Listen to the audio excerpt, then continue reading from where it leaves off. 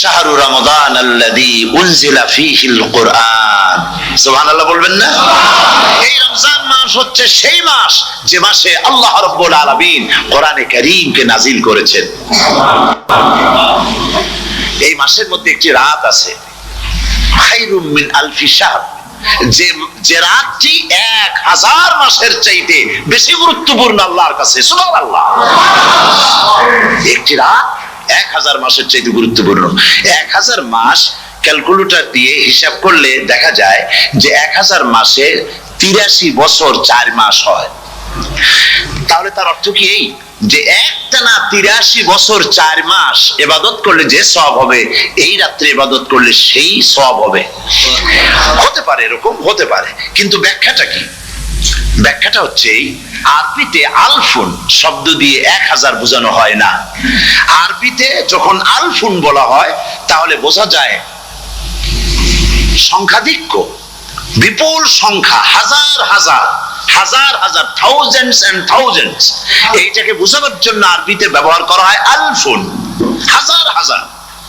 তাহলে আল্লাহ কি বোঝাতে চাচ্ছেন?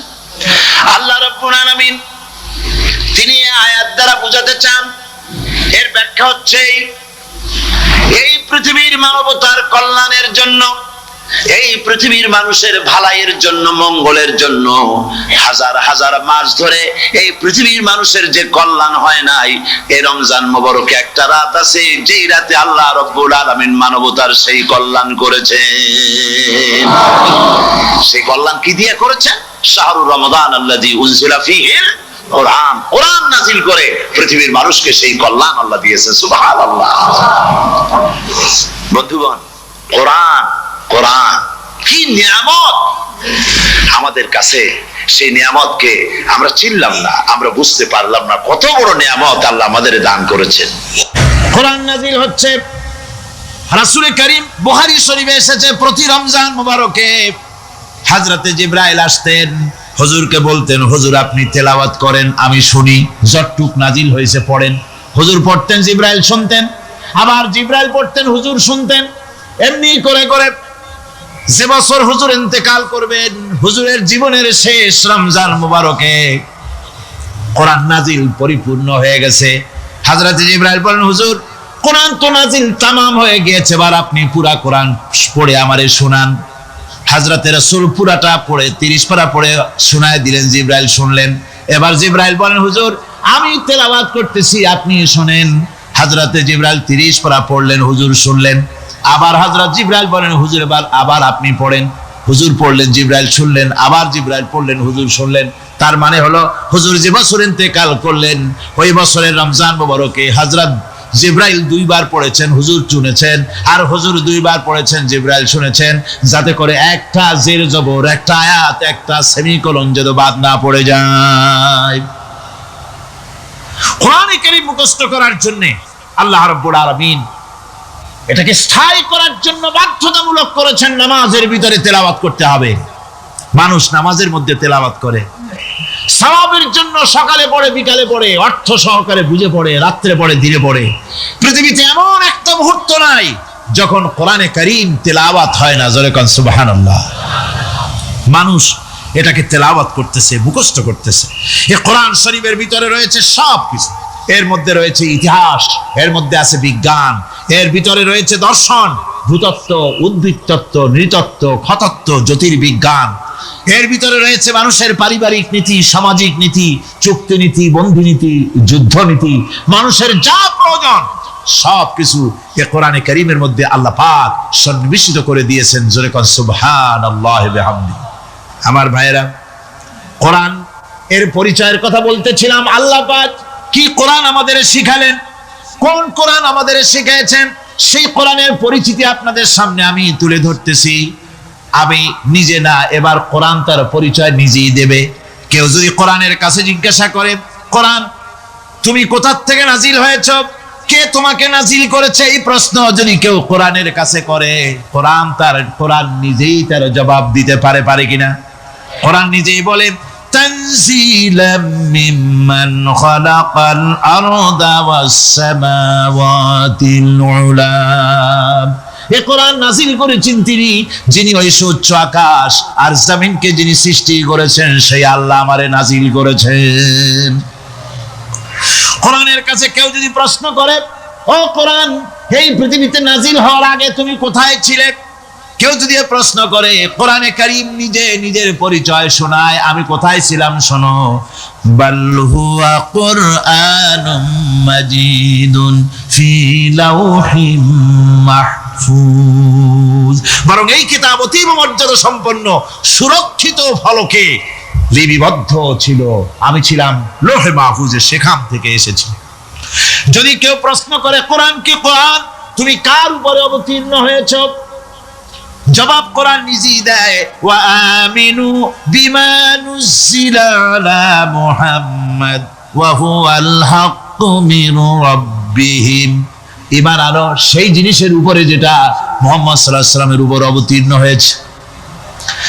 আবার অন্য আয়াতেও জবাব পাওয়া যায়, তাবারাকাল্লাযী নাযালাল ফুরকানা আলা আবদিহি লিয়াকুনা লিল আলামিনা নাযীরা, অতীব বরকতপূর্ণ মহান সত্তা সেই আল্লাহ রাব্বুল আলামিন, যিনি তার বান্দার পরে ফুরকান অবতীর্ণ করেছেন। সুবহানাল্লাহি ওয়া বিহামদিহি। কোরআনের নাম আমি বলেছিলাম শুধু কোরআন নয়, অনেক নাম আছে। কোরআনের আরেক নাম ফুরকান। কোরআনের আরেক নাম কি? আল ফারকু বাইনাল হাক্কি ওয়াল বাতিল। কোরআন হচ্ছে সেই মহাসত্য যা মিথ্যা এবং সত্যের মধ্যে পার্থক্য সূচিত করে, মঙ্গল এবং অমঙ্গলের মধ্যে পার্থক্য সৃষ্টি করে, যা সত্য এবং মিথ্যার মধ্যে তাফরিকা সৃষ্টি করে, সত্যকে মানুষকে বুঝিয়ে দেয়, তার নাম হচ্ছে ফুরকান। এবার যদি প্রশ্ন করা হয়, ও কোরআন, বুঝলাম তুমি লৌহে মাহফুজে ছিলে, বুঝলাম তুমি নবীজির উপরে নাজিল হয়েছো, এবার বলো তুমি কোন মাসে নাজিল হয়েছো? তুমি তো আসছিলা প্রথম, কোন মাসে নাজিল হয়েছো? এ প্রশ্ন যদি কেউ করে, কোরআন তারা জবাবে বলবে, শাহরু রমাদানাল্লাযী উনজিলা ফীহিল কুরআন, রমজানের পবিত্র মাসে আমি অবতীর্ণ হয়েছি। সুবহানাল্লাহ। যদি প্রশ্ন করা হয়, রমজানে তো আসছো, কিন্তু প্রথম নাজিল হয়েছিল কোন সময়? ওটা কি দিন ছিল না রাত ছিল? কোরআন তার জবাবে বলে, ইন্না আনজালনাহু ফি লাইলাতিল কদর, কদরের পবিত্র রাতে আমি এই পৃথিবীতে আমার আগমন ঘটেছিল। যদি প্রশ্ন করা হয়, বুঝলাম সবই, কেন নাজিল হয়েছে তুমি? এই পৃথিবীতে তোমার আসার উদ্দেশ্য কি? মূল কাজটা কি? এই প্রশ্ন যদি করা হয়, কোরআনে কারীম তার জবাবে বলে, শোনো কেন এসেছি। লিতুখরিজান নাসা মিনাজ যুলুমাতি ইলান নূর, আমার মিশন হচ্ছে গোটা বিশ্ব মানবতাকে পুঞ্জীভূত জমাট বাঁধা অন্ধকারের ভেতর থেকে টেনে বের করে আলোর সন্ধান দিতে, আলোর দিকে আনার জন্য আমি কোরআন নাজিল হয়েছি। গোটা পৃথিবীর মানুষ আছে অন্ধকারের ভিতরে। কিসের মধ্যে? অন্ধকার কি? অন্ধকার হচ্ছে পুঁজিবাদ, অন্ধকার সমাজতন্ত্র, অন্ধকার ধর্ম নিরপেক্ষতাবাদ, অন্ধকার জাতীয়তাবাদ, মানুষের তৈরি করা যত মতবাদ সব কি? জোরে কোন, সবগুলি কি? অন্ধকার। আজকে আসার সময় দেখলাম দেওয়ালে লেখা, সমাজতন্ত্র আমরা প্রতিষ্ঠা করে ছাড়বো। চিন্তা করলাম, যারা লিখছেন তারা কি পাগল না ছাগল? কি আশ্চর্য কথা! যেই মতবাদ পৃথিবীর মাটি থেকে যে করেছে, অথবা সেই দেশের লোকেরা তাদের দেশ থেকে বিদায় করে দিল, তাদের হাতি বিদায় করে দিল, ছিন্ন ভিন্ন করে জুতার তলে শেষ করে দিল। তৈরি করা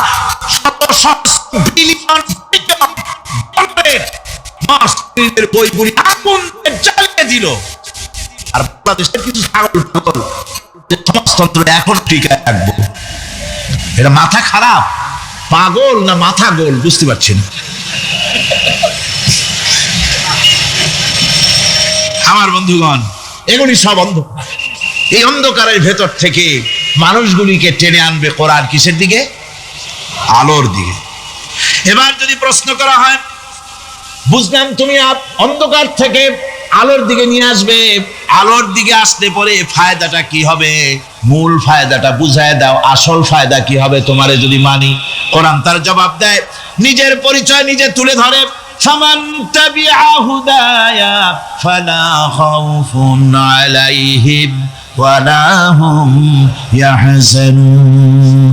এই কোরআনকে যদি মেনে চলো, এই কোরআনের আইন যদি মানো, সমাজে মানো, ব্যক্তিতে মানো, পরিবারে মানে, রাষ্ট্রে মানো, জীবনের সব ক্ষেত্রে সমস্ত জায়গায় যদি এই কোরআনকে মেনে চলো, ফালা খাউফুন আলাইহিম, তাহলে তোমাদের কোনো ভয় থাকবে না, ওয়ালা হুম ইয়াহজানুন, কোনো চিন্তাও থাকবে না।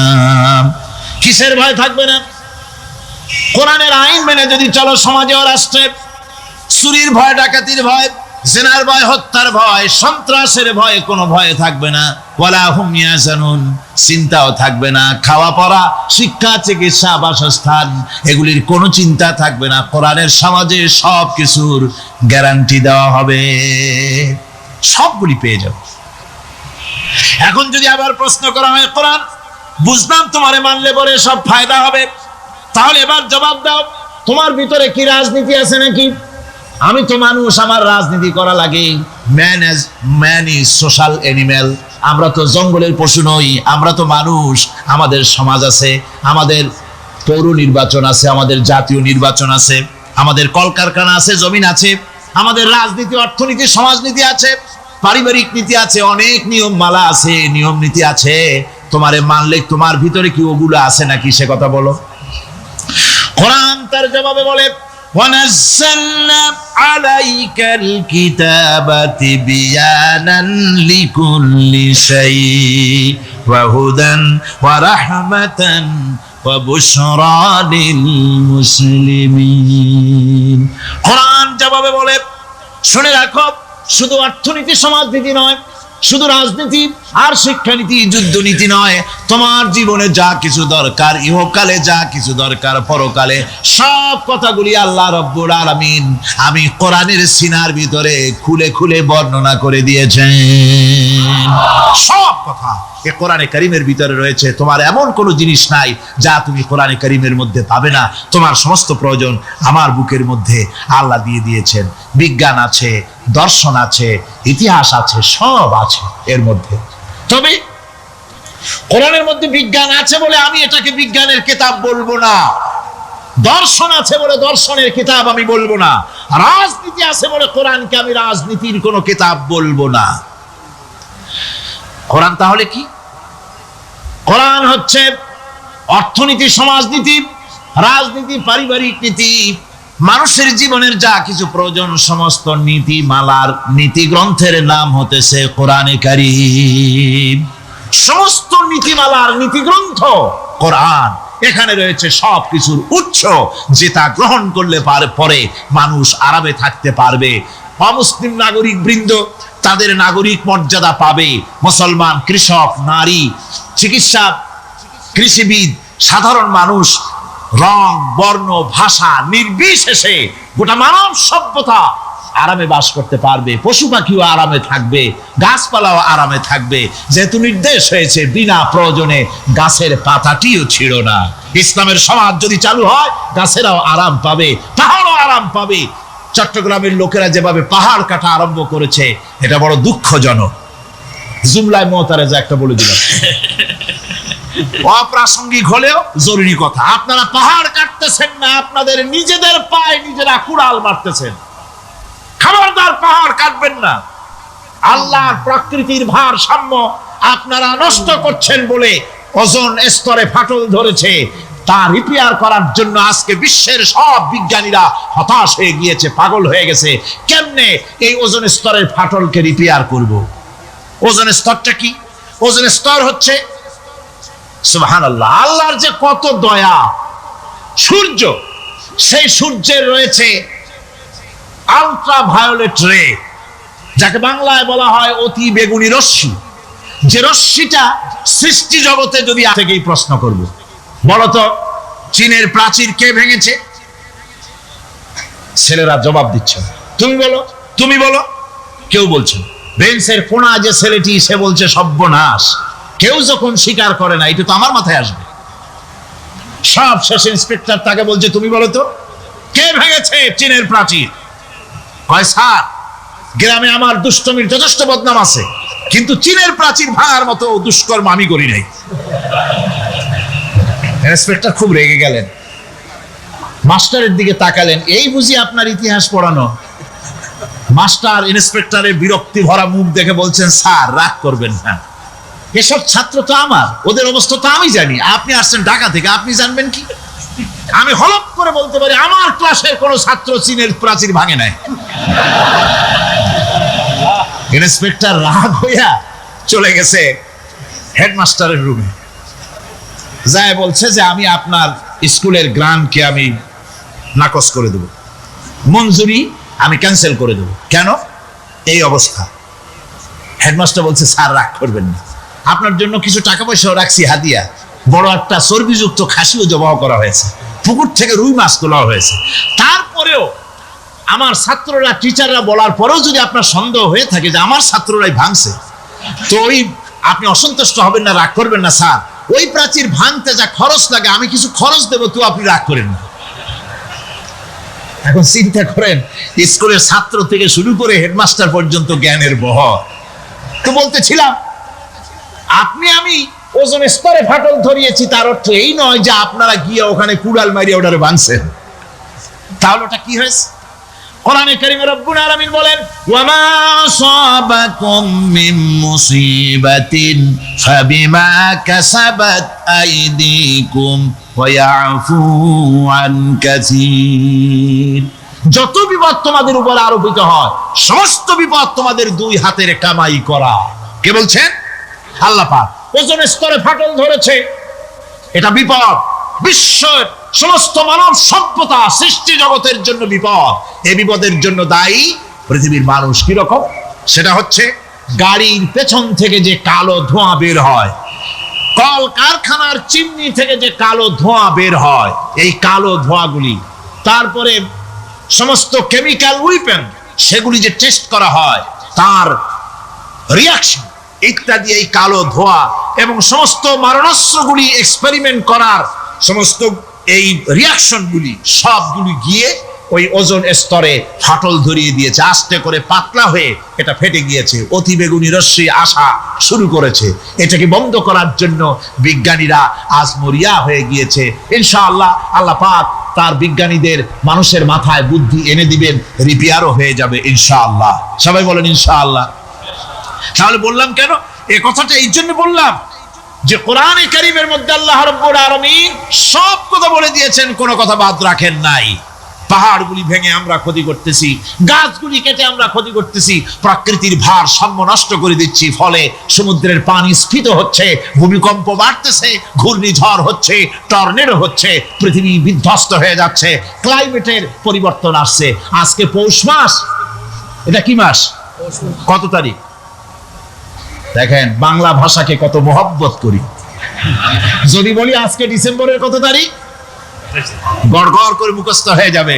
বাংলারে খুব ভালোবাসি, মাসটার তারিখ বলতে পারলাম না, দুঃখিত। এই হলো আমাদের ভালোবাসা। আজকে পৌষ মাসের অর্ধেক শেষ হয়ে যাচ্ছে, অথচ মনে হচ্ছে শীত যেন তার শ্বশুর বাড়ি বেড়াতে গেছে। এই যে অবস্থা, এই অবস্থা শুধু বাংলাদেশে নয়, গোটা পৃথিবীতে ক্লাইমেটের একটা বিরাট পরিবর্তন আসতেছে, একটা বড় রকমের পরিবর্তন আসতেছে। এর কারণ হচ্ছে এই পৃথিবীর মানুষেরা নিজেরাই প্রকৃতির ভারসাম্যকে নষ্ট করে দিয়েছে। এই ভারসাম্য নষ্ট হওয়ার কারণে আবহাওয়ার পরিবর্তন হচ্ছে, সামুদ্রিক জলোচ্ছ্বাস বাড়তেছে, ভূমিকম্প, আগ্নেয়গিরি ইত্যাদি হচ্ছে এবং পৃথিবীর মানুষ বিধ্বস্ত হচ্ছে। বলতেছিলাম এই কোরআনে কারীমের মধ্যে আল্লাহ পাক সব কথা বলে রেখেছেন। যদি জানতাম, বুঝতাম, তাহলে এই অবস্থার সৃষ্টি হতো না। এটা বিজ্ঞানের বই নয়, রাজনীতির বই নয়, সমাজনীতির বই নয়, বরং সমস্ত নীতিমালার উচ্চ জ্ঞানের উচ্চ হচ্ছে আল কোরআন। জ্ঞানের উচ্চ কি? আরো জোরে বলেন, জ্ঞানের উচ্চ কি? আল কোরআন। পবিত্র কোরআনে এমন এমন ঘটনা আল্লাহ পাক বলেছেন যা ষষ্ঠ শতাব্দীর দুনিয়া এ সম্পর্কে কিছুই জানতো না। অবশ্য কিছু কিছু ঘটনা ইহুদিদের কিতাবে অতিরঞ্জিত আকার এবং বিকৃত অবস্থায় এসেছে, কিন্তু কোরআনে কারীম দুনিয়ার মানুষকে আদম সৃষ্টি, নূহের বন্যা, তারপরে মুসা আলাইহিস সালাম ফেরাউনের ঘটনা, ইব্রাহিম আলাইহিস সালামের নমরুদের ঘটনা এবং ইউসুফ আলাইহিস সালামের কাহিনী সবগুলিকে সুন্দর করে কোরআন শরীফ উপস্থাপনা করেছে রাসূলের মাধ্যমে, যা পৃথিবীর ইতিহাসে কেউ জানতো না, সেগুলি আল্লাহ পাক জানাইছেন। কিভাবে? কোরআনে কারীম বলছে, তিলকা মিন আম্বাইল গায়বি নূহিহা ইলাইকা মা কুনতা তা'লামুহা আনতা ওয়ালা কওমুকা মিন ক্বাবলি হাযা। এ হলো সব অজ্ঞাত ঘটনা। সমস্ত ঘটনাগুলি আল্লাহ পাক তার হাবিবকে শুনিয়ে বলে দিলেন, সব অজ্ঞাত ঘটনা, যা তুমি জানতে না, তোমার কোনো জানা ছিল না, আমি ওহীর মাধ্যমে তোমাকে সব জানাইছি। ইউসুফ আলাইহিস সালামকে যখন তার ভাইয়েরা কুয়ার মধ্যে ফেলে দিতেছিল, তখন তুমি উপস্থিত ছিলে না, এই ঘটনা ওহীর মাধ্যমে আমি জানালাম। মুসা আলাইহিস সালামকে যখন ফেরাউন দরিয়ার ভিতরে ফেলে দিল, সেই সময় তুমি সিনাই পর্বতের পাশে দাঁড়িয়ে সব দৃশ্য লক্ষ্য করনি, অথচ আমি ওহীর মাধ্যমে সব তোমাকে খুলে খুলে বলে দিয়েছি। আল্লাহ পাক সমস্ত ঘটনাগুলিকে বলে বলে কোরআন শরীফের মধ্যে সব সাজিয়ে দিলেন, বলে দিলেন। তিনি বললেন, ওয়ামা কুনতা বিজানিবিল গারবি ইয কাদাইনা ইলা মুসাল আমরা ওয়ামা কুনতা মিনাশ শাহিদিন। ফেরাউন যে মুসার সঙ্গে যে ব্যবহারটা করলো, এ সময় সেখানে তুমি উপস্থিত ছিলে না, আমি ওহীর মাধ্যমে তোমাকে তা জানিয়েছি। কাযালিকা নাকুসসু আলাইকা মিন আনবাই মা ক্বাদ সাবাকা ওয়া ক্বাদ আতাইনাকা মিন লাদুন্না যিকরা। আল্লাহ পাক বলেন, এভাবে আমি আপনার কাছে অতীত ঘটনাবলী ওহীর মাধ্যমে নিখুঁতভাবে আপনার সামনে সব বলে দিয়েছি। আমার ভাইয়েরা, এই বিশ্বলোকে ঊর্ধ্ব লোক সম্পর্কে নির্ভুল তথ্য বর্ণনা আল্লাহ পাক করে দিয়েছেন কোরআনের মাধ্যমে। 1665 খ্রিস্টাব্দে স্যার আইজাক নিউটন তিনি আবিষ্কার করলেন মাধ্যাকর্ষণ শক্তিকে। এই মাধ্যাকর্ষণ শক্তি, ল অফ গ্র্যাভিটেশন, এ সম্পর্কে মানুষের এর থেকে কিছু জানলো, কিন্তু আজ থেকে 1400 বছর আগে আল্লাহ রাব্বুল আলামিন তার উম্মি নবী, যিনি কোনো বিজ্ঞানাগারে লেখাপড়া করেন নাই, কোনো সায়েন্স রিসার্চ করেননি, যিনি কোনো কলেজ ইউনিভার্সিটিতে পড়াশোনা করেননি, তার মাধ্যমে জানিয়েছেন মাধ্যাকর্ষণ শক্তির কথা। কোরআন বলছে, ইন্নাল্লাহা ইউমসিকুস সামাওয়াতি ওয়াল আরদা আন তাজুলা। এই পৃথিবী এবং সমস্ত গ্রহ উপগ্রহকে আল্লাহ পাক বলছেন, আমি এমন এক শক্তি দিয়েছি যে শক্তির মাধ্যমে একটা আরেকটাকে আকর্ষণ করে রাখছে। এই পৃথিবীতে মাধ্যাকর্ষণ শক্তি শুধু পৃথিবীর নাই, সূর্যের আছে, মঙ্গলের আছে, নেপচুনের আছে, ইউরেনাসের আছে, বৃহস্পতির আছে। প্রত্যেকটি গ্রহের আলাদা আলাদা মাধ্যাকর্ষণ শক্তি আছে, আর এই শক্তির বলে একটা আরেকটাকে টেনে ধরছে, যাতে করে বিচ্ছিন্ন হয়ে না যায়, যাতে করে ধ্বংসপ্রাপ্ত না হয়। এগুলি আল্লাহ পাক এই তথ্যগুলি কোরআনে কারীমের মধ্যে বলেছেন। ফলে মরিস বুকাইলির মতো লোক, যিনি ফরাসি দার্শনিক, তিনি বলেছেন দুনিয়ার সমস্ত বিজ্ঞানীদের থিওরি হচ্ছে এই, যে বিজ্ঞানের কোনো থিওরি ফাইনাল নয়। আজ একটা হচ্ছে, কাল সেটাকে পরিবর্তন করে নতুন আরেক থিওরি আসতেছে। কিন্তু কোরআনে কারীমের মধ্যে আমি, কে বলতেছেন এ কথা? না না না, মরিস বুকাইলি বলছেন, কোরআন শরীফের ভিতরে আমি যে বিজ্ঞানের তথ্য পেয়েছি, থিওরি পেয়েছি, তার কোনো পরিবর্তন আজও হয় নাই, ভবিষ্যতেও হওয়ার কোনো সম্ভাবনা নাই। মরিস বুকাইলি মনে করেছিলেন বেদ আর বাইবেলে যেমন ভুল আছে, কোরআন শরীফে ওই রকম ভুল আছে, নাউজুবিল্লাহ। সেই জন্য তিনি আরবি শিখলেন কোরআন বোঝার জন্য, ভুল ধরার জন্য। কোরআন শিখলেন কি জন্যে? ভুল ধরার জন্য।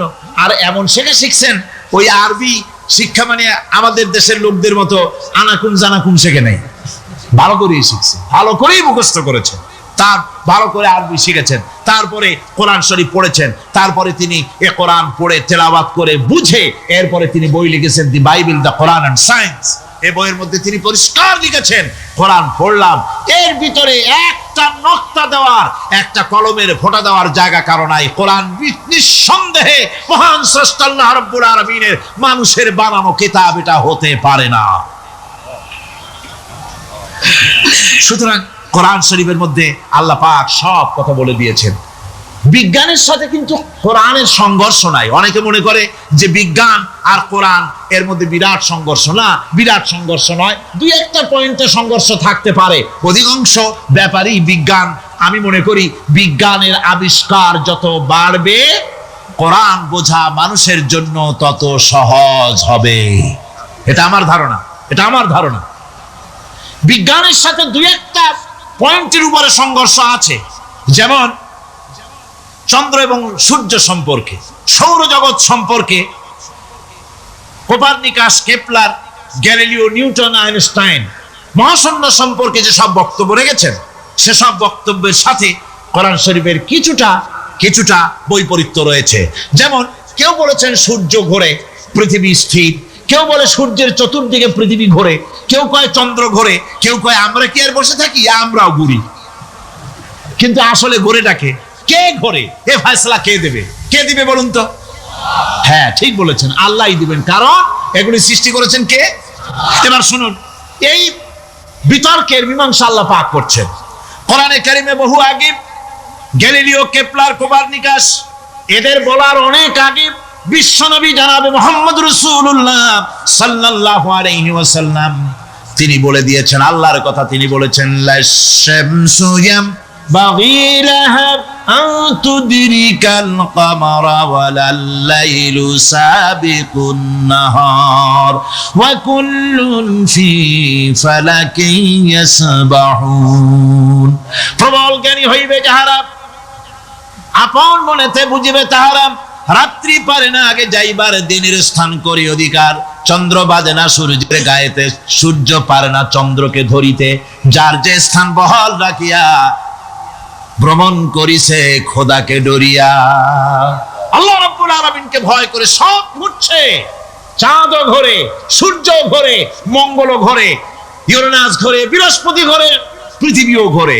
সব ঘুরছে তো ঘুরছেই, বন বন করে ঘুরছে একটা নির্দিষ্ট কক্ষপথে, আপন আপন কক্ষপথে ঘুরছে, যার ফলে অ্যাক্সিডেন্ট হয় না। সুবহানাল্লাহ, জোরে বলেন সুবহানাল্লাহ।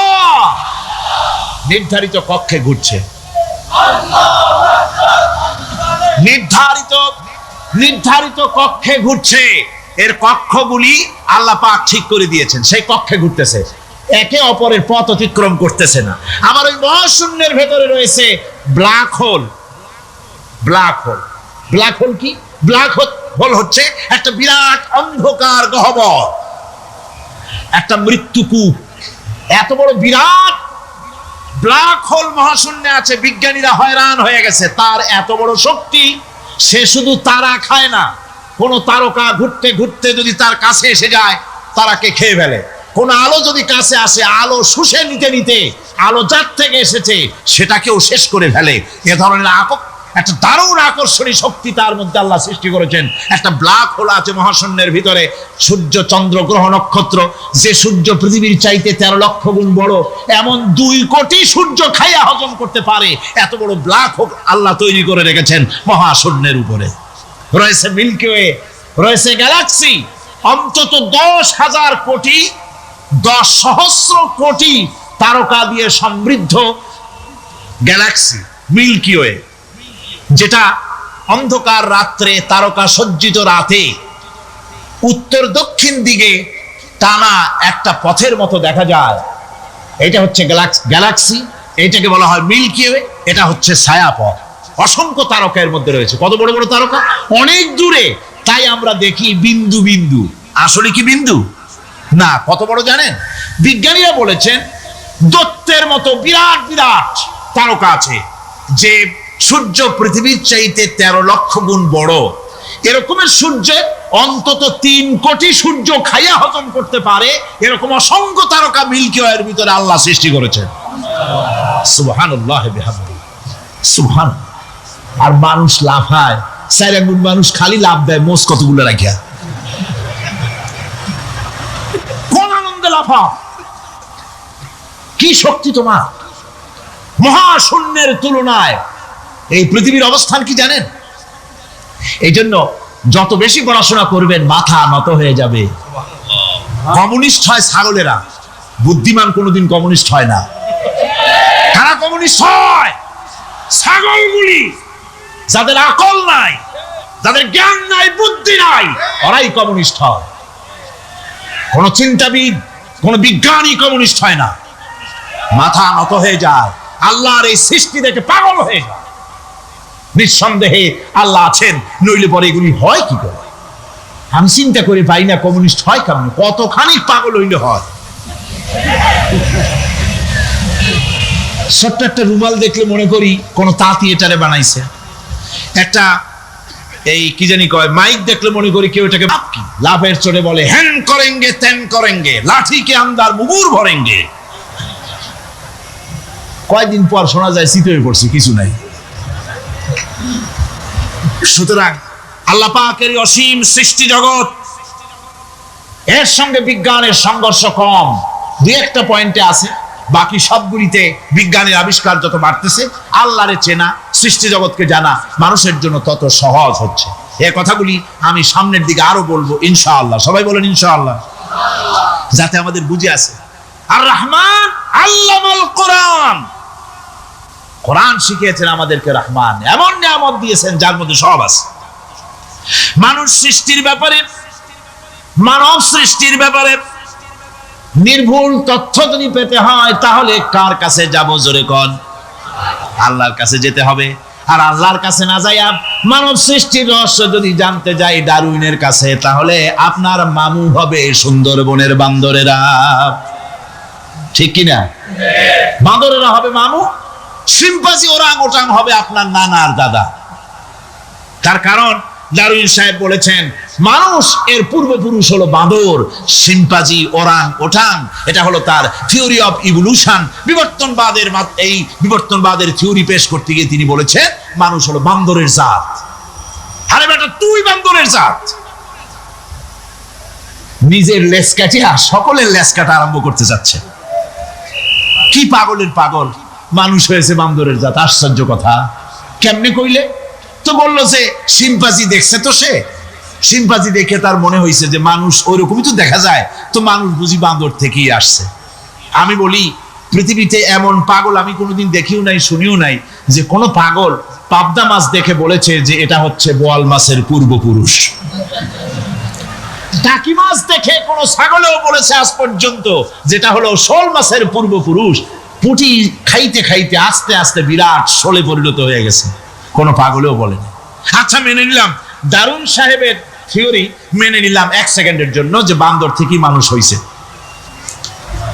এখনো তো বানর প্রজাতি আছে না, শেষ হয়ে গেছে? আছে কিনা?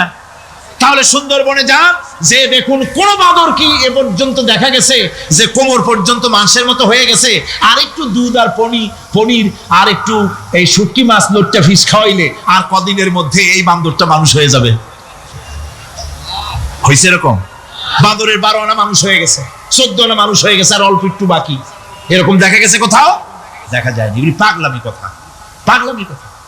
মানুষ বানর থেকে আসেনি, মানুষ ওরাং ওটাং থেকে আসেনি, মানুষ শিম্পাঞ্জি থেকে আসেনি। মানুষ এসছে কোত্থেকে? এটা জানতে হলে এই নির্মূল তথ্য জানার জন্য আসতে হবে কোরআনের কাছে। কার কাছে? আল্লাহ রাব্বুল আলামিন তার হাবিবের মুখ থেকে মানব সৃষ্টি রহস্য তিনি উদ্ঘাটন করে দিয়েছেন। তিনি বলেছেন, দুনিয়াবাসীকে শুনিয়েছেন, ফালয়ানজুরিল ইনসানু মিম্মা খুলিক খুলিকা মিম্মা ইন দাফিকিন ইয়াখরুজু মিন বাইনিস সুলবি ওয়াত তারাইব। আল্লাহ পাক বলেন, মানুষ কি তার সৃষ্টি রহস্য দেখে না? কেমনে তাকে আমি সৃষ্টি করেছি? মায়ের বক্ষ পিঞ্জর থেকে, বাপের পৃষ্ঠ থেকে সবেগে নির্গত এক ফোঁটা নাপাক পানি দিয়ে আমি আল্লাহ মানুষকে সৃষ্টি করেছি।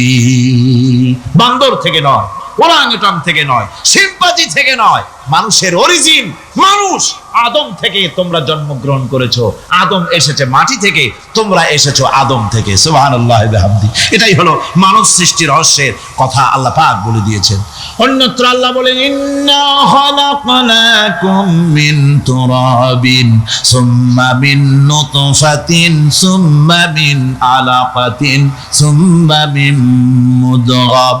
নিষ্প্রাণ মাটি থেকে তোমার উৎপত্তি হয়েছে, আর এই নিষ্প্রাণ মাটি দিয়ে তোমাকে তৈরি করা হয়েছে। এগুলি মাতৃগর্ভের ভিতরে গিয়া নাপাক পানি ফোঁটা জমাট রক্ত হয়েছে, গোশত হয়েছে, তারপরে মানুষের আকৃতি দিয়েছি, আর এরপরে বাচ্চার আকারে মায়ের পেট থেকে আমি আল্লাহ মানুষ করে তোমাকে বের করেছি। সুতরাং মানব সৃষ্টি রহস্যের কথা বিজ্ঞানের সাথে যেটা সাংঘর্ষিক হবে কোরআনের সাথে, আমরা সেটা মানতে পারি না। আমাদেরকে মানতে হবে মূল জ্ঞানের কিতাবটা। মূল জ্ঞানের কিতাব কোনটা? জোরে কম তো কোনটা? কোরআন। এখানে সব কথা আল্লামাল কোরআন। কোরআন শিখিয়ে মানুষকে আল্লাহ পাক সবচাইতে বড় দয়া করেছেন, এর থেকে বড় দয়ার হয় না। কোরআন শিখিয়েছেন আমাদের, যার মধ্যে সমস্ত তথ্যের কথা আল্লাহ পাক বলেছেন। The universe and doctor Einstein বইয়ের ভিতরে লেখা হয়েছে যে একদিন এমন হবে যখন ধীরে ধীরে সূর্য তার আলো হারিয়ে ফেলবে, চন্দ্র নিষ্প্রভ হয়ে যাবে, আর পৃথিবী আস্তে আস্তে তার গতি হারিয়ে ফেলবে। একথা আজকের বিজ্ঞানীরা অথবা আজ থেকে কয়েক বছর আগের বিজ্ঞানীরা একথা বলছেন। কিন্তু রাসূল করিম সাল্লাল্লাহু আলাইহি ওয়াসাল্লামের মুখ থেকে আজ থেকে 1400 বছর আগে, যিনি বিজ্ঞানাগারে মোটেও পড়াশোনা করেননি, লিখতে জানেন না, পড়তে জানেন না, সই করতে জানেন না, বিজ্ঞান আসছে কথা বলছে, সেই কথা 1400 বছর 1500 বছর আগে রাসূল করিমের মুখ থেকে আল্লাহ পাক বলছেন।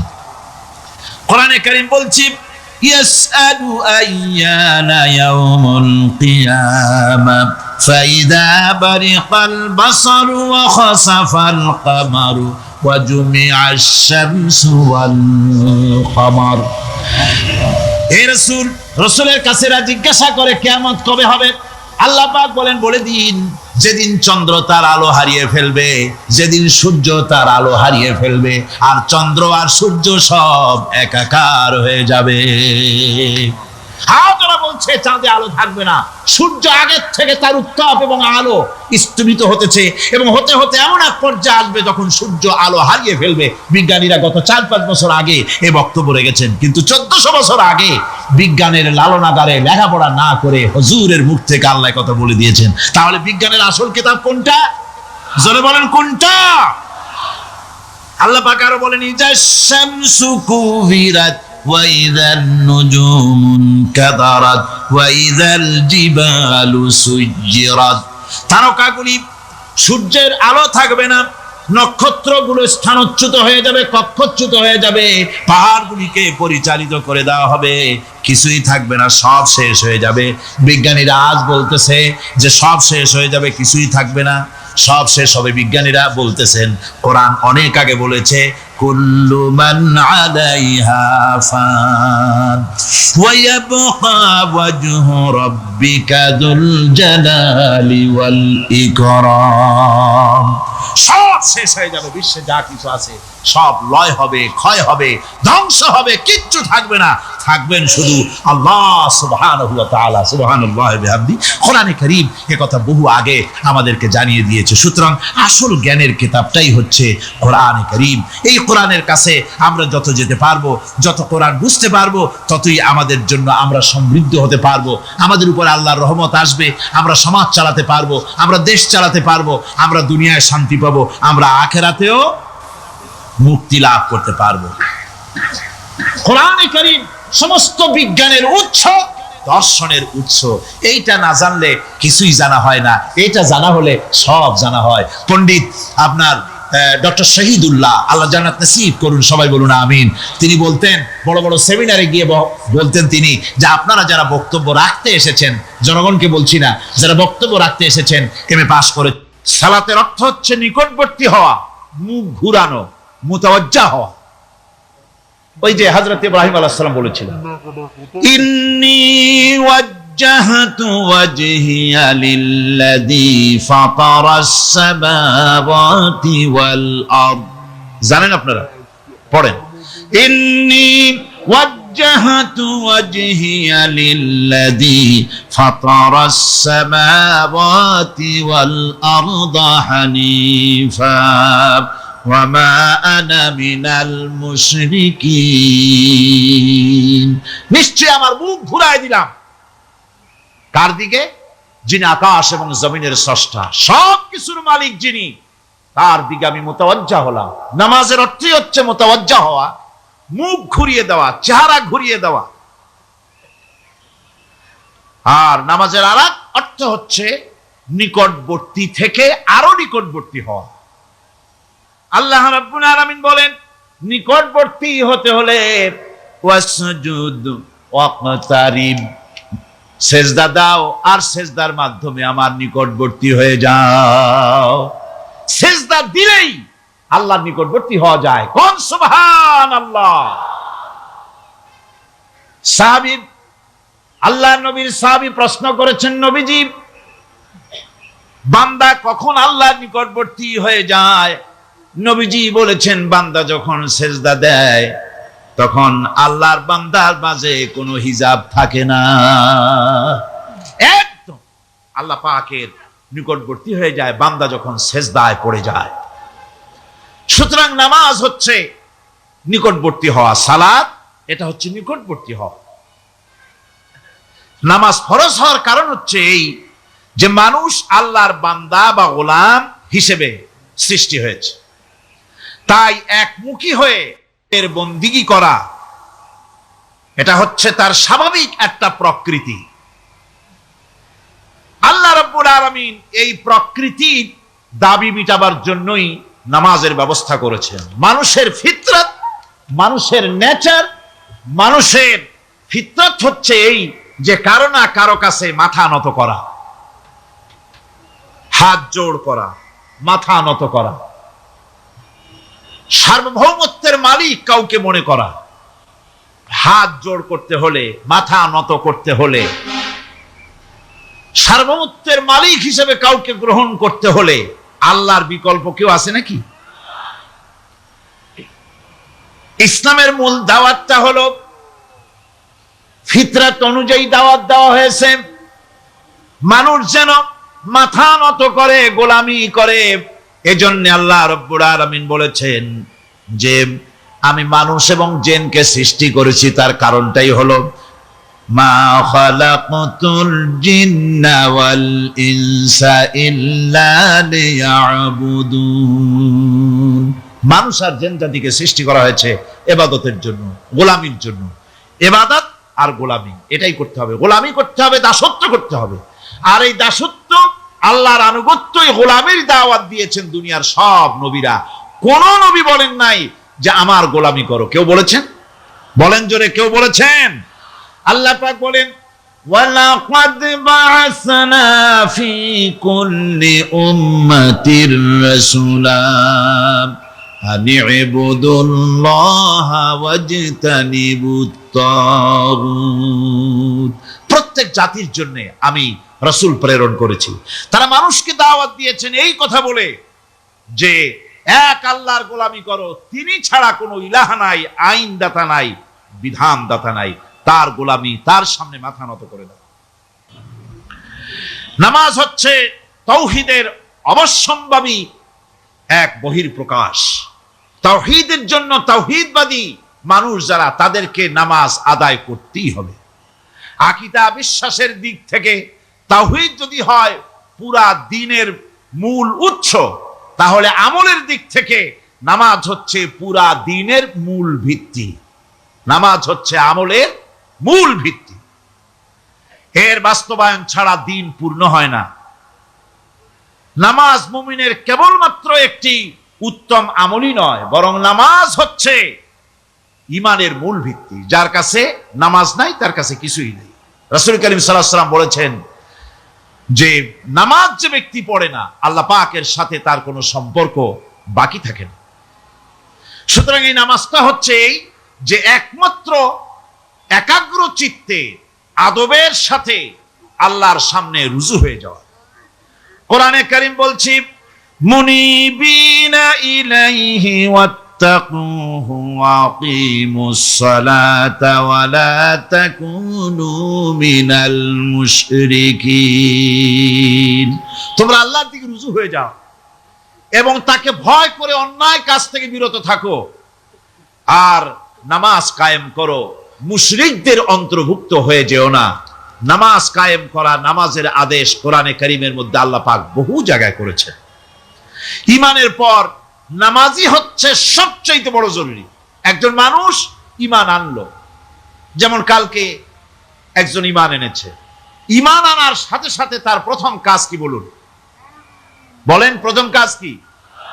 ফজরের নামাজের আগে একজন ইসলাম কবুল করলেন, তার প্রথম দায়িত্ব নামাজকে আদায় করে দেওয়া, ফজরের নামাজ পড়া।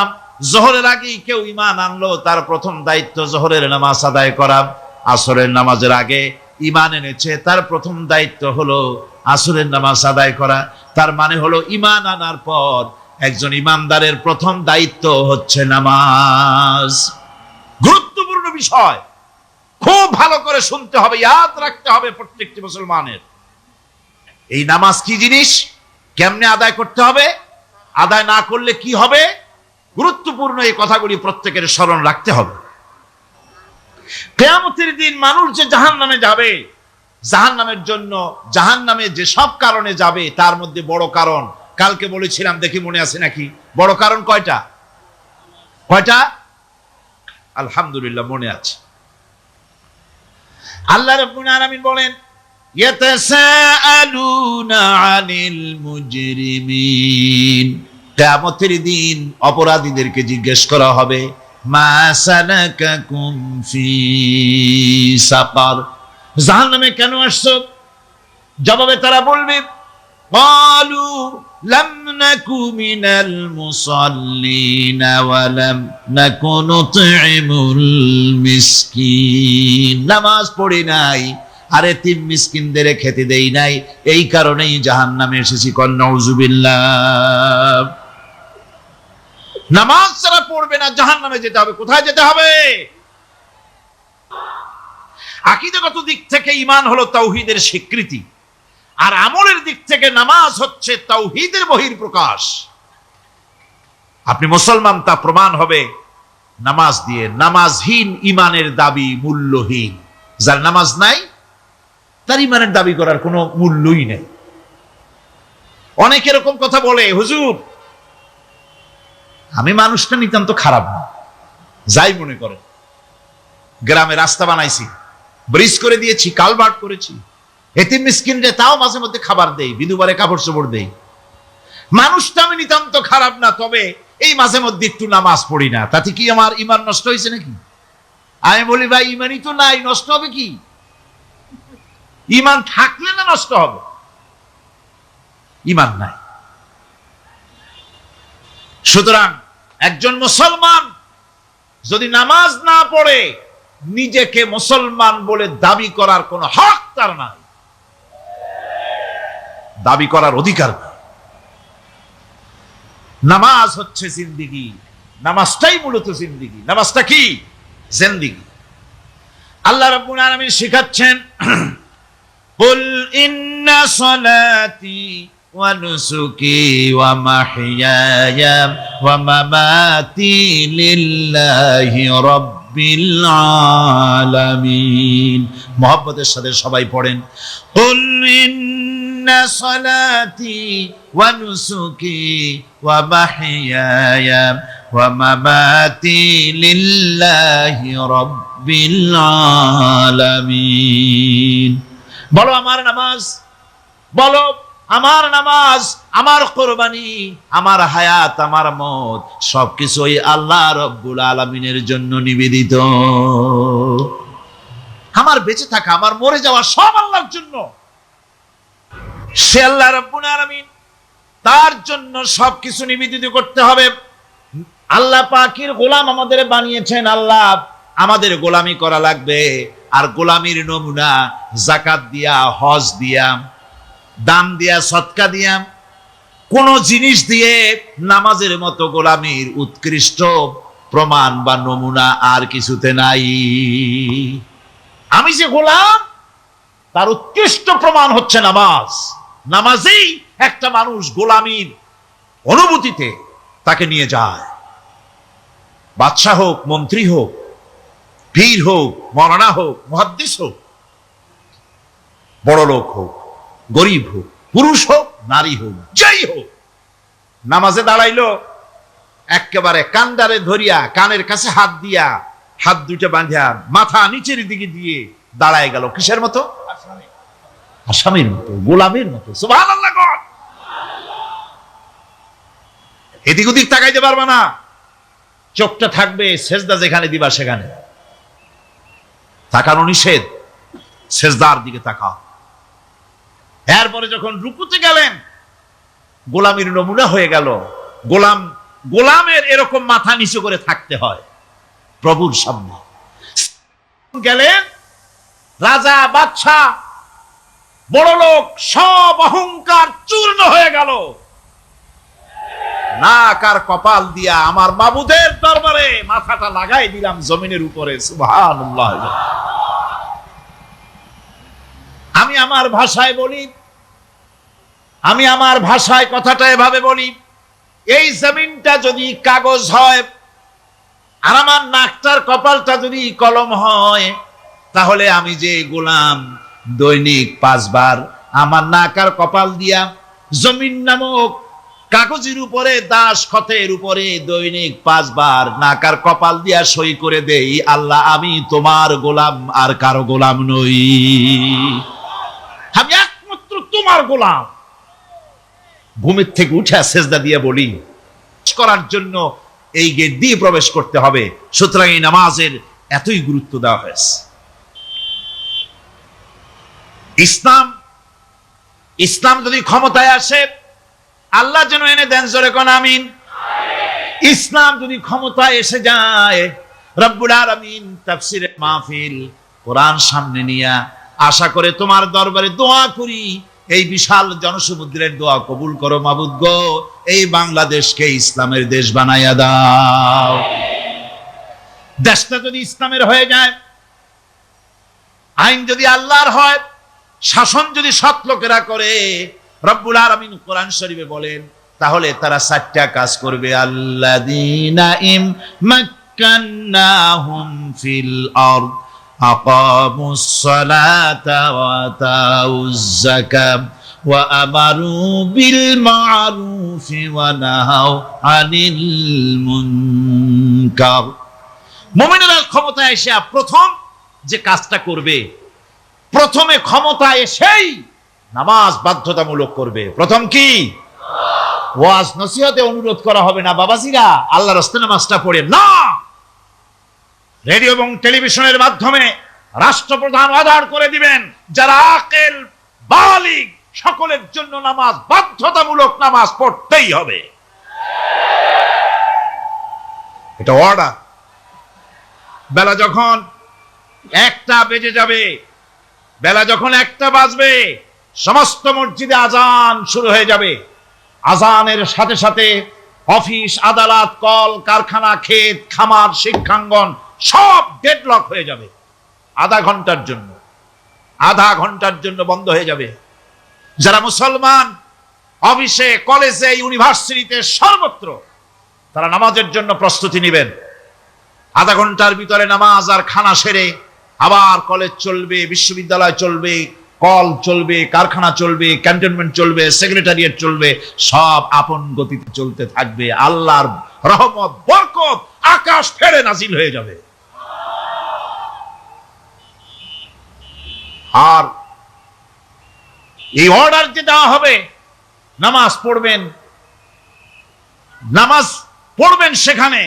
থানায় যখন আজান হবে, থানায় আজান হয়ে গেছে, থানার স্টাফ, পুলিশ যারা আছে, জামাতে খাড়া হয়ে যাবে, ইমামতি করবেন ওসি সাহেব। এসপির অফিসে এসপি সাহেব ইমামতি করবেন, ডিসি সাহেব তার অফিসে ইমামতি করবেন, মন্ত্রী সেক্রেটারিয়েট ইমামতি করবেন, প্রেসিডেন্ট বঙ্গভবন ইমামতি করবেন, বিশ্ববিদ্যালয়ের ভাইস চ্যান্সেলরের ইমামতিতে সে জায়গার মুসলমান ছাত্র ছাত্রী, শিক্ষক শিক্ষয়িত্রী এক জামাতে নামাজ আদায় করবে। এই যদি হয় চিত্র দেশের, অপরাধ থাকবে? থানায় ওসি সাহেব নিজেই যদি জামাতের ইমামতি করেন, এইভাবে নামাজ আদায় করেন পুলিশদের নিয়ে জামাতে, ঘুষ আর খাবে তারা? এসপি সাহেবের অফিসে, ডিসি সাহেবের অফিসে মন্ত্রীরা যদি ভাবে নামাজ কায়েম করে, তাহলে কি অন্যায় অপরাধ কিছু থাকবে সমাজে? থাকবে না। সুতরাং নামাজ বাধ্যতামূলক করে দেওয়া হবে। নামাজ বাধ্যতামূলক, সকলকে নামাজ পড়তে হবে। নামাজ হচ্ছে অপকর্মের প্রতিবন্ধক। নামাজ পড়লে অন্যায় কাজ থেকে বাঁচার পথ। অন্যায় থেকে বাঁচাই কিসে? নামাজ। আল্লাহ রাব্বুল আলামিন বলেন, উতলু মা উহিয়া ইলাইকা মিনাল কিতাবি ওয়া আকিমিস সালাম ইন্নাস সালাতা তানহা আনিল ফাহশাই ওয়াল মুনকার। হে নবী, এই কিতাব তেলাওয়াত করো যা তোমার প্রতি অবতীর্ণ করা হয়েছে, এই কিতাব তেলাওয়াত করো আর নামাজকে প্রতিষ্ঠা করো। নিঃসন্দেহে নামাজ মানুষকে পাপাচার থেকে বাঁচায়া দেয়। অশ্লীলতা পাপাচার থেকে মানুষকে বাঁচায় কে? জোরে চিল্লায় এখন কে? নামাজ। এই নামাজ মানুষকে অন্যায় কাজ থেকে বাঁচায় দেয়। নামাজ যে মানুষকে অন্যায় কাজ থেকে বাঁচায়, কেমনে বাঁচায়? আমরা যে নামাজ পড়ি, এই নামাজে তো আমাদেরকে অন্যায় কাজ থেকে বাঁচাইতে পারে না। নামাজি বহুত মানুষ আছে অন্যায় করে, করে কিনা কোন না করে না? করে। নামাজি অথচ অন্যায় করে। আর আল্লাহ বলছেন নামাজিকে, নামাজ তাকে অশ্লীলতা থেকে ফিরায়। তাহলে কথা কাটটা ঠিক? আল্লাহটা জোরে বলেন, কাটটা ঠিক? অবশ্যই আমার আল্লাহর কথা হক। আমি ভুল করতেছি, আমি যেন কোথাও ভুল করতেছি, সামথিং ইজ রং, কোথাও যেন আমরা ভুল করে বসতেছি, সেই ভুলটা কি আমরা আবিষ্কার করতে চেষ্টা করবো ইনশাআল্লাহ। প্রথম যে কথাটা সেটা হচ্ছে এই যে আমরা যা নামাজে পড়ি আমরা তা বুঝি না। কথা ঠিক কিনা? আমি যদি এখন প্রশ্ন করি সামি আল্লাহু লিমান হামিদা অর্থ কি কোন, ফার্স্ট ডিভিশনে কয়েকটা লেটার নিয়ে ফেল করবেন এরকম লোক আছেন না নাই? সুবহান রাব্বিয়াল আলা অর্থ কি জানি না, সুবহান রাব্বিয়াল আযীমের অর্থ কি জানি না, দোয়া কুনুত অর্থ কি জানি না, তাশাহুদ অর্থ কি জানি না, সূরা ফাতিহার অর্থ কি জানি না, এমন কি উযুর মধ্যে কয়টা ফরজ তাও অনেকের জানা নাই। কথা কি বেশি বললাম না ঠিক বলছি? একজনের জিজ্ঞেস করলো, মিয়া উযুতে কয় ফরজ? কয় হুজুর কি মনে করেন যে বুঝি জানি না? এটা তো সাধারণ ব্যাপার, বলেন না কয় ফরজ? কয় উযুতে তো 17 ফরজ। কি কি? কয় হাত ধোয়া, পাও ধোয়া, মুখ ধোয়া, নাক ধোয়া, চোখ ধোয়া, জিহ্বা ধোয়া, মাথা ধোয়া। বলতে বলতে গুনে দেখা গেল প্রায় 19টার মতো বলছে। বলা হলো, মিয়া বললেন আপনি উযুতে ফরজ 17টা, কইলেন আপনি 19টা। কয় হুজুর জানি আরো, বলি না আপনাদের ভয়তে। উযু জানে না, নামাজ জানে না, তাকে এই নামাজ কেমনে ফিরাবে অন্যায় কাজ থেকে? কথা বুঝতে পেরেছেন? নামাজে আল্লাহু আকবার বললাম, এরপরে সানা পড়লাম, তারপরে সূরা ফাতিহা পড়লাম। সূরা ফাতিহার ভিতরে যে সমস্ত কথাগুলি বললাম সেই কথাগুলি বুঝি না, কি বলেছি তাও জানি না। এরপরে সুবহান রাব্বিয়াল আলা বলেছি, সুবহান রাব্বিয়াল আযীম বলেছি, সামি আল্লাহু লিমান হামিদা বলেছি, অর্থ কি জানি না। আল্লাহ তা শুনতে পান, যে ব্যক্তি আল্লাহর প্রশংসা করেন তিনি তা শুনতে পান। নামাজের মধ্যে আইডিয়া দেওয়া হচ্ছে, তুমি যে আল্লাহর জন্য নামাজ পড়তেছো, প্রশংসা করতেছো, এটা এমন নয় যে আল্লাহ পাক দেখছেন না বা শুনতেছেন না। তুমি যা বলতেছো, প্রশংসা করতেছো, আল্লাহ পাক তা শুনতে পাচ্ছেন। সামি আল্লাহু লিমান হামিদা। সুবহান রাব্বিয়াল আলা, আমি মহান সর্বশ্রেষ্ঠ আল্লাহ রাব্বুল আলামিনের পবিত্রতা ঘোষণা করছি, আমি তার প্রশংসা করছি। সূরা ফাতিহার কি আমরা বলি আপনারা ব্যাখ্যা দেখে বুঝে নিন, সেগুলি আমি এখানে বলে বাকি কথা সব শেষ করতে পারবো না। নামাজে কি পড়েন সেটা যদি জানতেন, অবশ্যই আল্লাহ রাব্বুল আলামিনের কথা কার্যকরী হয়ে যেত। ইন্নাস সালাতা তানহা আনিল ফাহশাই ওয়াল মুনকার। নামাজ মানুষকে পাপের কাজ, অশ্লীলতা থেকে ফিরাতে পারে। আল্লাহ ইন্না বসায়ছেন, নিশ্চয়ই, বেশক, অবশ্যই নামাজ পাপ থেকে ফিরাবে। কিন্তু কেমনে ফিরাবে নামাজ তো বুঝি না, নামাজ তো বুঝি না। খালি সেজদা দেয় জনমের মতো। আর সেজদা কি? নামাজে যদি দেখে ইমাম দেরি করতেছে, আত্তাহিয়াত পড়তে দেরি হয়ে যাচ্ছে, পিছন থেকে সিগন্যাল মারে, প্রথম প্রশ্নই হতো তুমি নামাজ পড়ো কিনা। ইলেকশনে যদি একজন উলঙ্গ মানুষ এসে দাঁড়ায়, ভাইরা এবার আমার বোতল মার্কা বাক্স, উলঙ্গ মানুষ এসে ভোটে দাঁড়াইছে, আপনারা ভোট দিবেন? দিবেন। ওইটা কাপড় প্রতিষ্ঠিত আছে বলে, লুঙ্গি প্রতিষ্ঠিত সমাজে আছে বলে উলঙ্গ মানুষকে আপনি ভোট দিবেন না। নামাজ যদি প্রতিষ্ঠিত থাকতো সমাজে, বেনামাজি মানুষ যদি এসে মঞ্চে দাঁড়ায়া যতই বলতো আমি ক্ষমতায় গেলে এই করব সেই করব, নামাজ প্রতিষ্ঠিত থাকলে পরে বেনামাজিরে কেউ ভোট দিত না। নামাজ যদি প্রতিষ্ঠিত থাকতো তাহলে অফিসের অফিসার তো দূরের কথা, বেনামাজি অফিসের ঝাড়ুদারের চাকরিও তার কিসমতে জুটত না যদি নামাজ প্রতিষ্ঠিত থাকতো। এর নাম হলো নামাজ কায়েম হওয়া। নামাজ কায়েম থাকলে এই অবস্থার সৃষ্টি হতো।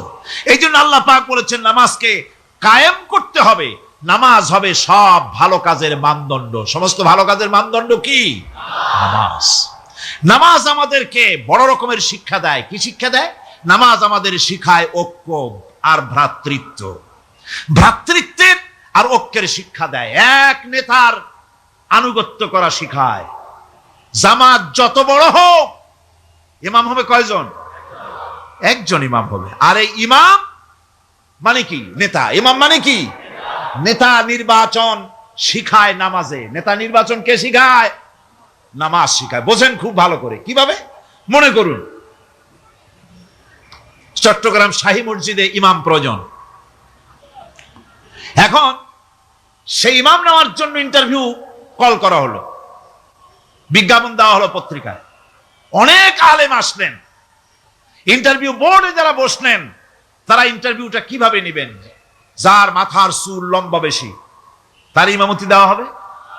যার লুঙ্গিটা পায়ের গিরার তলে তারে দেওয়া হবে।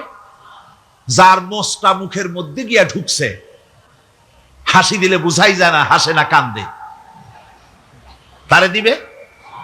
দাড়িগুলা কামাইছে তারে দেবে। সিগারেট খায় বা অবশ্য চট্টগ্রাম আর সিলেটে সিগারেটের ফতোয়া ভিন্ন রকম।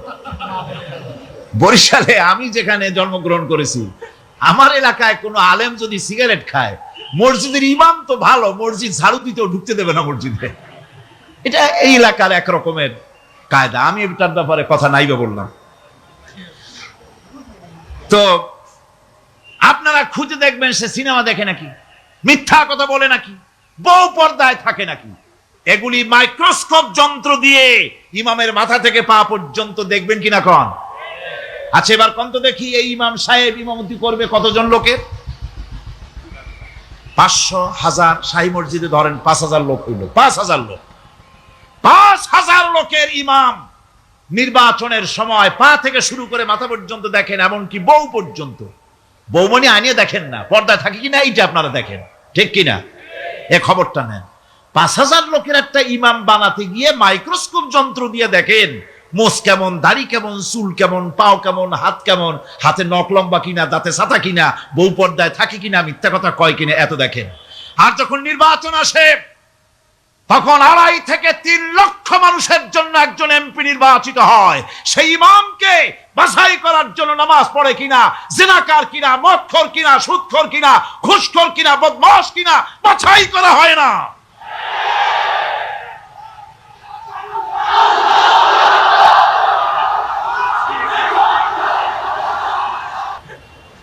নামাজ আমাদেরকে এটা শিখায়।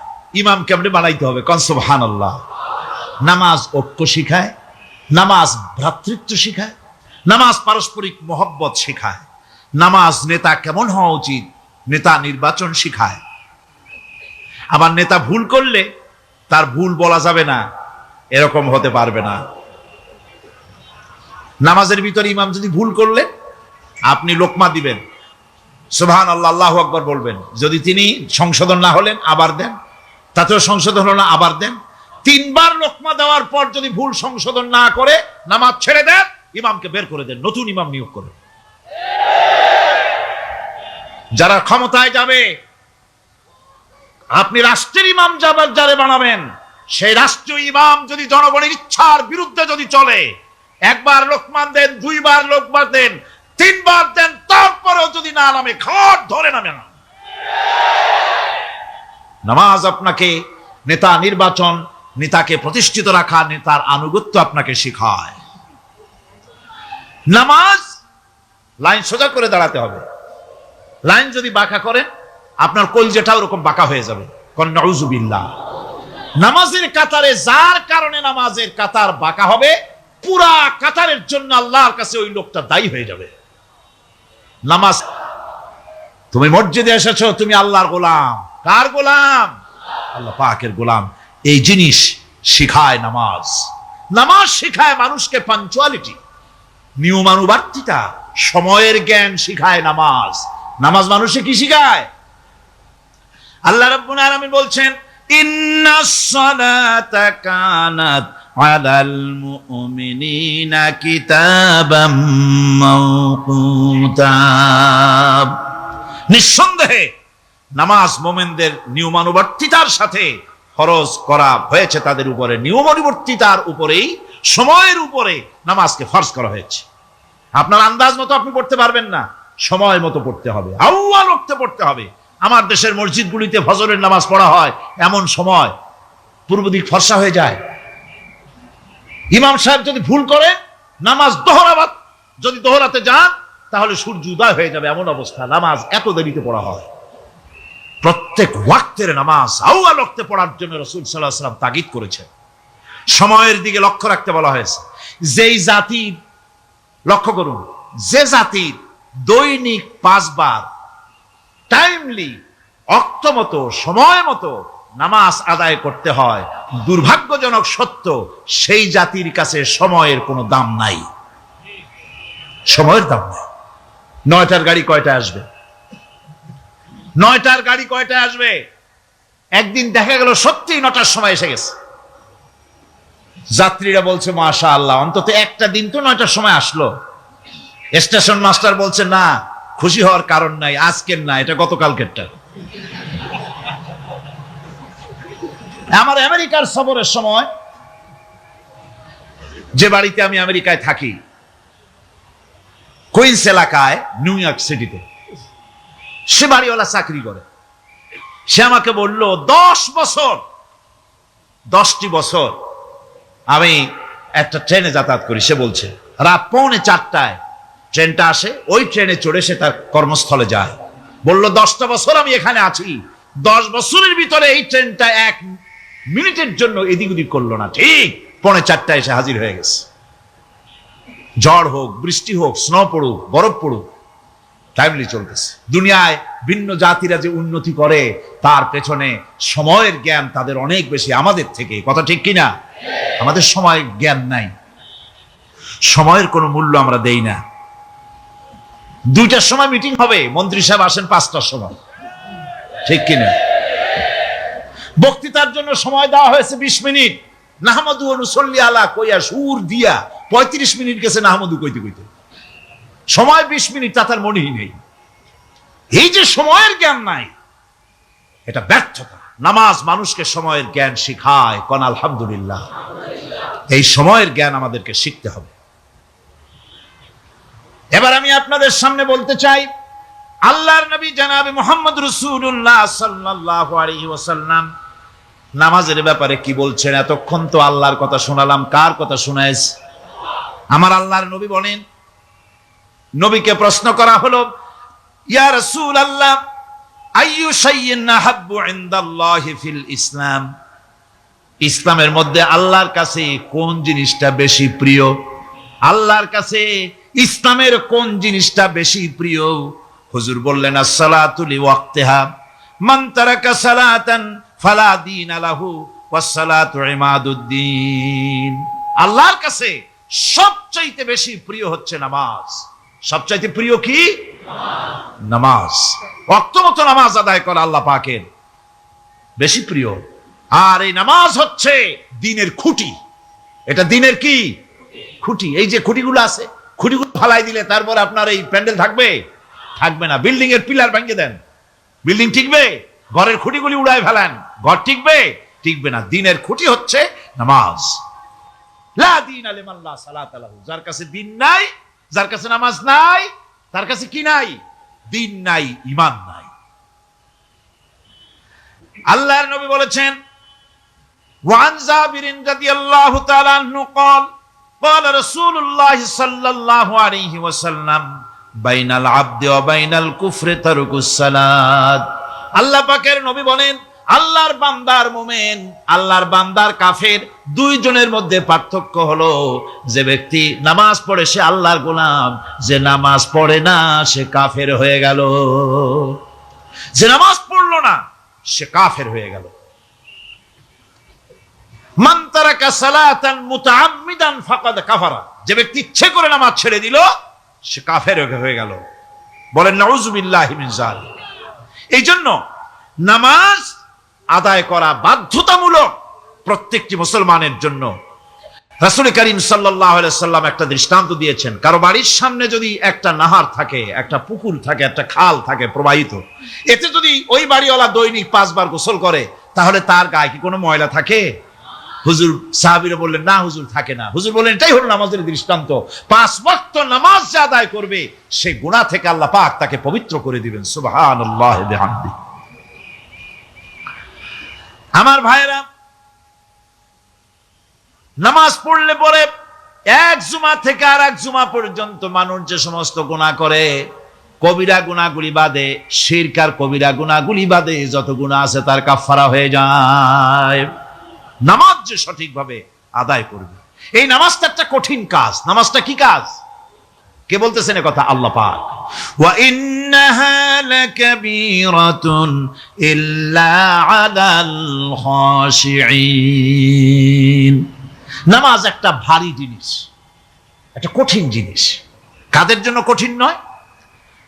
যারা নাকি আল্লাহ পাককে ভয় করে। আল্লাযীনা ইয়াযুন্নুনা আন্নাহুম মুলাকু রাব্বিহিম ওয়া আন্নাহুম ইলাইহি রাজিউন।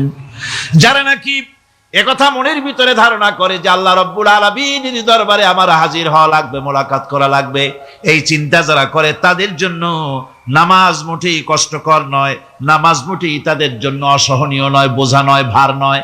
তারা নামাজ আদায় ঠিকই করবে। এই জন্যে বিবি বাল বাচ্চা সকলকে নামাজের জন্য তাগিদ করতে হবে। যত ভাই এখানে এসেছেন নিজেরা পড়বেন, বিবি বাল বাচ্চাকে তাকিদ করবেন। আল্লাহ পাক বলছেন ওয়ানজির আশিরাতাকাল আকরাবিন, তোমার নিকটবর্তী যারা আছে তাদেরকে তুমি আল্লাহর ভয় দেখাও। নামাজের জন্য তাদেরকে বলো, আল্লাহর ভয় তাদের অন্তঃকরণের মধ্যে সৃষ্টি করে দাও। আর এই নামাজ পড়তে হবে জামাতের সাথে। নামাজ পড়তে হবে কিসের সাথে? জামাতের সাথে।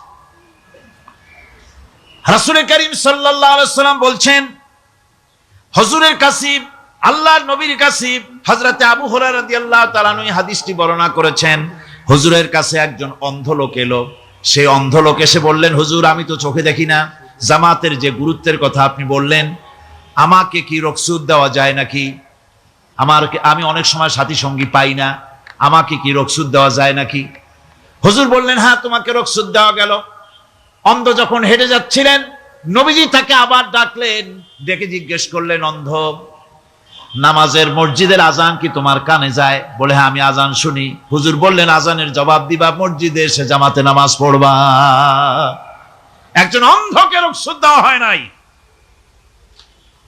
মসজিদে আজান শোনার পর ঘরে বসে যদি নামাজ আদায় করেন, নামাজের হক আদায় হবে না। হুজুর সাল্লাল্লাহু আলাইহি ওয়াসাল্লাম বলেছেন, মসজিদে আজান হওয়ার পর যে ব্যক্তি ঘরে বসে নামাজ পড়ে, আমার ইচ্ছা হয় ঘরটা আগুন দিয়ে জ্বালায় দেই। কে বলতেছেন? রাহমাতুল লিল আলামিন বলতেছেন।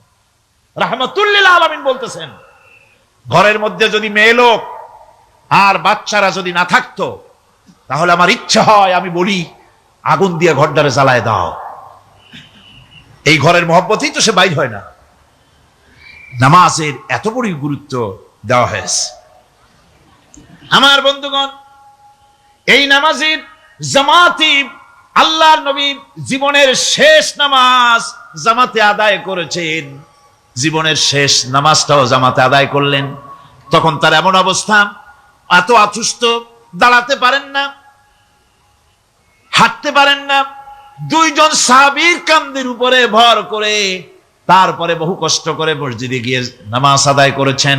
খুতবা দিয়েছেন, বললেন, খুতবা দিতে গিয়ে বললেন, আজ থেকে মসজিদে নববীর চতুর্দিকের সকলের দরজা বন্ধ হয়ে যাবে, শুধু আবু বকরের দরজাটা খোলা থাকবে।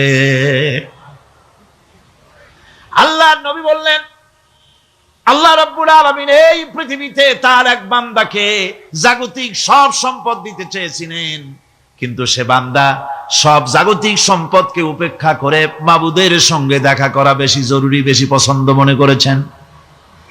এতটুকুন কথা নবীজি বললেন, কেউ কিছু বুঝলো না। হযরতে আবু বকর রাদিয়াল্লাহু তাআলা আনহু হুজুরের এই কথা শুনে কাঁদতে কাঁদতে তিনি অস্থির হয়ে যাচ্ছেন। সাহাবীরা চিন্তা করলেন, হুজুর কান্না কার কথা বলেছেন, তাতে কান্নার কি আছে? বয়োবৃদ্ধ জ্ঞান বৃদ্ধ হযরতে আবু বকর রাদিয়াল্লাহু তাআলা আনহু বুঝতে পেরেছেন এই পৃথিবীর সব সম্পদ তো আল্লাহ হুজুরকেই দিতে চেয়েছিলেন। তিনি সমস্ত সম্পদকে উপেক্ষা করে তার মাবুদের সঙ্গে দেখা করার জন্য প্রস্তুতি নিয়েছেন। তার মানে হলো আল্লাহ নবী বিদায় হয়ে যাবেন, আমরা নবী থেকে এতিম হয়ে যাব।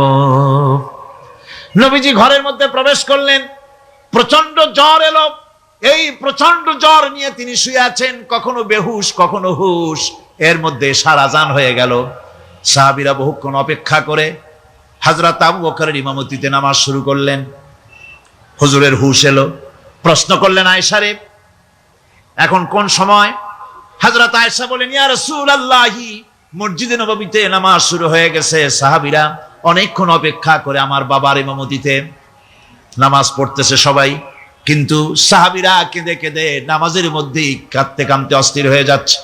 তাদের মনের ধারণা হয়েছে নবীজির পেছনে নামাজ পড়ার কিসমত থেকে তারা মাহরুম হয়ে গেল।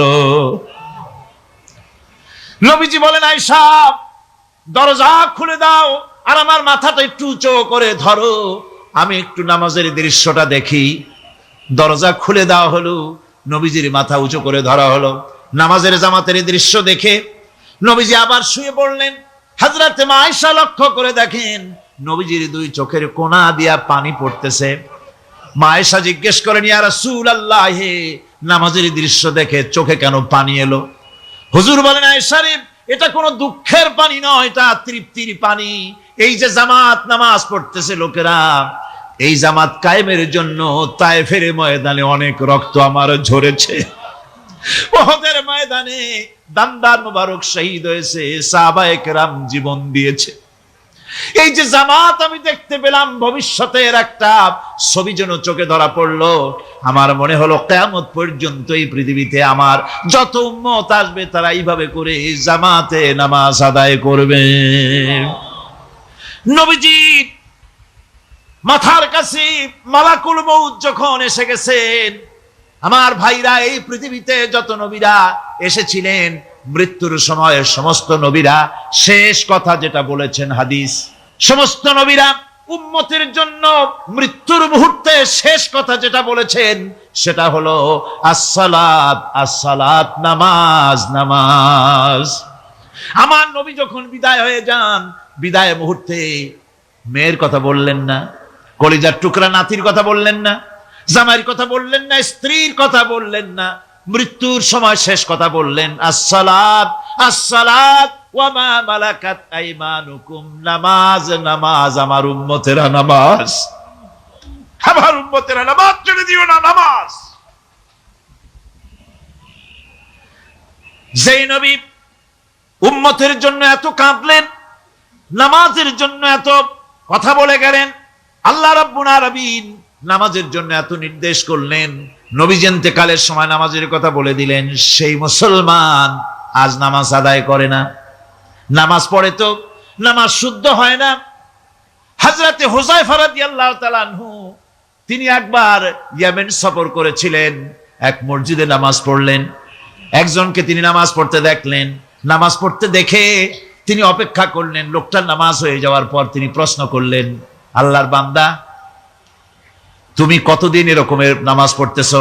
তিনি বললেন, প্রায় 40 বছর তো হবে আমি এরকম নামাজ পড়তেছি। হযরতে হুযায়ফা বলেন, তুমি কি আমারে চেনো? কয় না, চিনি না।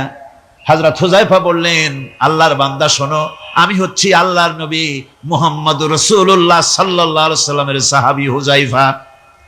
ও আল্লাহর বান্দা, তুমি যেভাবে নামাজ পড়েছো এই রকম যদি 40 বছর নামাজ পড়ে থাকো, আল্লাহর কসম করে বলি নবীজি যে নামাজ শিখাইছেন তোমার সে নামাজ হয় নাই, রাসূলুল্লাহর নামাজ হয় নাই। নামাজ পড়লেই হবে না, রাসূলুল্লাহ বলেছেন সাল্লু কামা রাআইতুমুনি উসাল্লি, নামাজ পড়ো সেইভাবে যেভাবে আমারে পড়তে দেখো।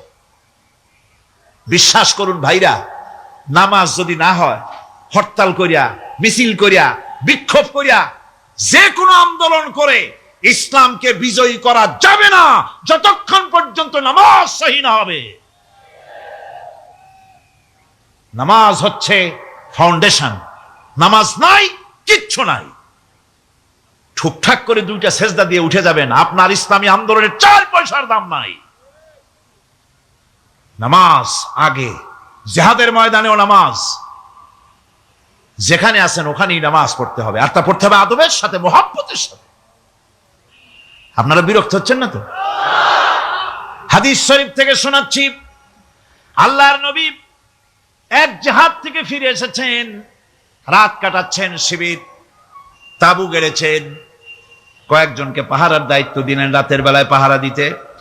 বাই রুটেশন, 2 জন ঘুমাবে, 2 জন পাহারা দেবে। 2 জনের ভাগ্যে পাহারা পড়লো রাত 12টার পরে, পাহারা দিতেছেন। 2 জনের একজন বলল, 2 জন জেগে না থেকে আমরা একজন ঘুমাই, একজন পাহারা দেই, কোনো অসুবিধা হলে আমার উঠায় দিও। বলে ঠিক আছে। একজন ঘুমায় গেল, একজন পাহারা দিতেছে। তিনি আবার মনে করলেন খামোখা দাঁড়ায় না থেকে সময়টা নামাজের মধ্যে কাটায় দেই। তিনি নামাজ পড়া শুরু করে দিলেন। দুশমন এসে গেছে। দুশমন দূরে দেখতেছে, একটা গাছের মতো দেখা যায়, অন্ধকারে মানুষ না গাছ বোঝার জন্য তীর নিক্ষেপ করলো। তীরটা এসে তার বাম হাতের ভিতরে বাহুতে ঢুকে গেল। নামাজ ছাড়লেন না। এরপরে দুশমন আরেকটা তীর মারলো, সেই তীর তার ডান বাহুতে লেগে গেল। সাহাবী তাড়াতাড়ি রুকুতে গিয়ে নামাজ আদায় করলেন। আর ওই দুশমন বুঝতে পারলো যেটা মানুষ। দুশমন দৌড় দিল। নামাজ শেষ করে সাথীকে উঠালেন। সাথী উঠে দেখে 2 দিকে 2 তীর বসানো। ভাই তোমার গায়ে তীর কেন? বললেন আপনি যখন ঘুমায় গেলেন আমি ভাবলাম খামোখা দাঁড়ায় থেকে সময় নষ্ট না করে সময়টা নামাজের মধ্যে কাটাই। নামাজ পড়তেছিলাম, তীর আসলো বাম দিকে, কিন্তু নামাজে এত মজা পাচ্ছিলাম তেলাওয়াতে, তীর ঢুকেছে আমি খেয়াল করি নাই। আবার আরেকটা তীর ঢুকেছে আমি খেয়াল করি নাই। দ্বিতীয় তীরটা যখন ঢুকলো মনে মনে ভাবলাম তৃতীয় আরেকটা তীর এসে যদি আমার বুকের মধ্যে ঢুকে যায় আর আমি যদি শহীদ হয়ে যাই, নবীজি আক্রান্ত হয়ে যাবেন, এই চিন্তা না আসলে জীবন গেল নামাজ ছেড়ে দিতাম না। আমার জীবনটা গেল নামাজ ছেড়ে দিতাম না, এত মজা লাগতেছিল। নামাজ, নামাজ, এই নামাজ হচ্ছে মুসলমানদের সবচেয়ে বড় জিনিস। নামাজ হয় না, নামাজ যত পড়া হয় অধিকাংশ নামাজ হয় না। নামাজের ভিতরে তাদিল আর কাম, তাদিল করা ওয়াজিব। যতক্ষণ দাঁড়িয়ে থাকবেন